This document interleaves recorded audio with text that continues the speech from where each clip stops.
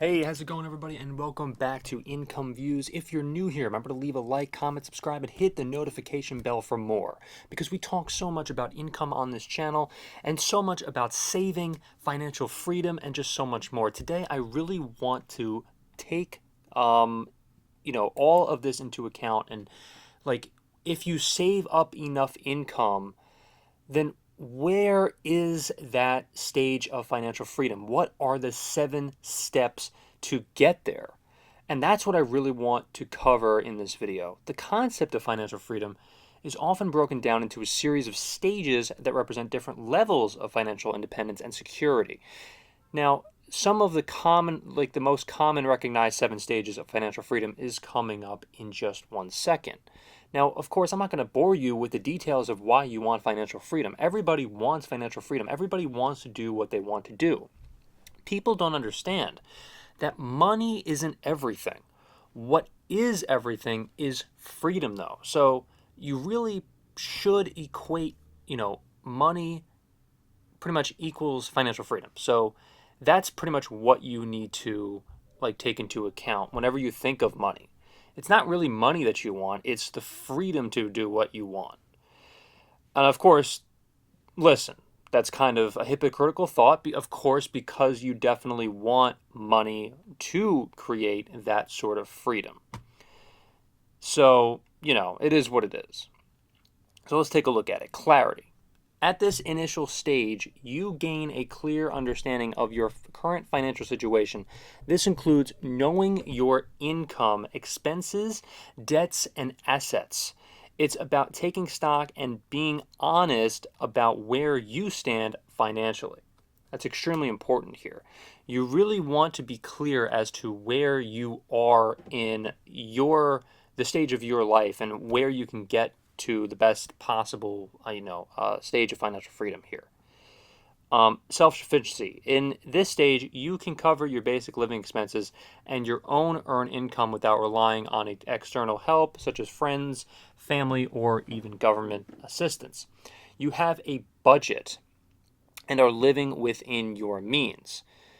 And if you go out of those means and you buy cars that you don't need, like I was watching an interview with Charles Barkley recently, where Charles Barkley, was asked the question. So let me ask, what do you need all these 4 cars for when he was a younger player in the league?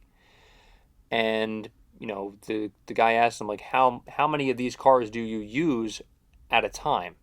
And Charles said 1. And so you really only need 1 car. You shouldn't branch out and buy things that are way too expensive, like a Bentley or a Rolls Royce, if you're even at that level.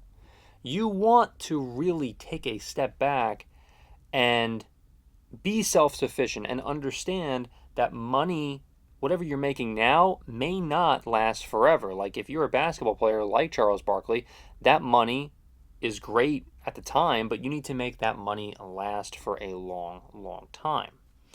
And pretty much that goes with just about everything. Because with the snap of a finger, it can all be gone, and possibly the way you earn your income may not be viable 5, 10, 15, 20 years into the future. You need to really keep in mind all of that.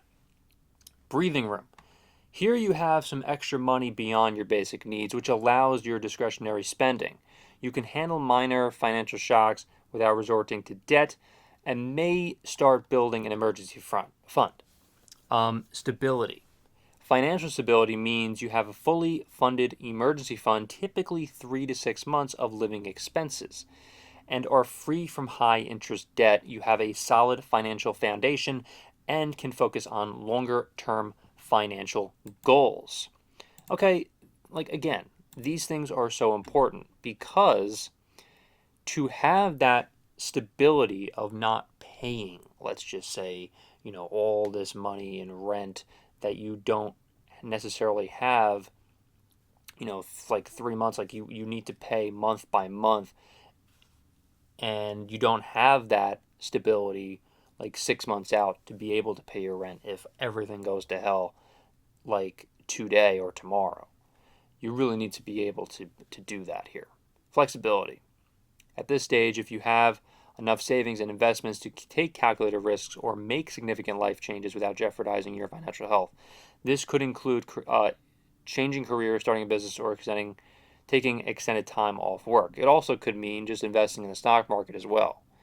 Like, you have that flexibility to be able to make these calculated risks of investing, let's just say, into stock, into Amazon or Apple, where these companies, don't get me wrong, are fantastic, but have shown significant losses in the last couple years or so here and there. Financial independence, and just back to that for a second too. That flexibility is everything, because let's just say, obviously, those stocks do go up in value and you could make those calculated risks, then you'd be making way more money, of course, then if you have that flexibility than you ever have. Even if you're just, shorting the stock, you're still making, let's just say, $100 or whatever a week, $100 extra possibly, then that's really significant. And that extra $100 really can go a long way into putting back into your savings, and let's just say investing into more stocks. Like one individual stock of Amazon at this very moment is about $183. So think about that. If you have $180 extra dollars just sitting around, then that could go a long way in the future, 5, 10, 15 years from now, if you just keep it, and that money grows. But yeah, I mean, that's just really significant there. So the last two are equally as important, okay? So that was 5, this is 6. Financial independence. You achieve financial independence when your investment income, passive income, covers your living expenses. You no longer need to work for your money, as your investments generate enough income to support your lifestyle. 5 and 6 are very similar. In fact, it's almost the same, I would even argue, because like I said, if you have that extra $180 just for one particular share of Amazon, just that alone is going to go a long way. It's going to go way past, any expectations that you possibly have, as long as obviously Amazon stays that course, as long as you invest that money properly. You can also put, let's just say $10,000 or whatever it is into a CD. That money can grow from there. You get like 5%, depending on obviously what the rates are. Let's just say it's like 5% every single month, as long as that money is in that CD, that extra cash.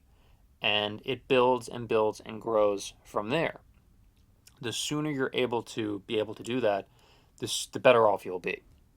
Abundant wealth. The final stage is characterized by having more money than you need for your current lifestyle, allowing for significant philanthropic activities, investing in future generations, and enjoying a high level of financial freedom and security, like starting businesses, really making calculated risks, serious, a great kind calculated risks, like possibly opening up another restaurant. Like if you own one McDonald's franchise, then you can open another one.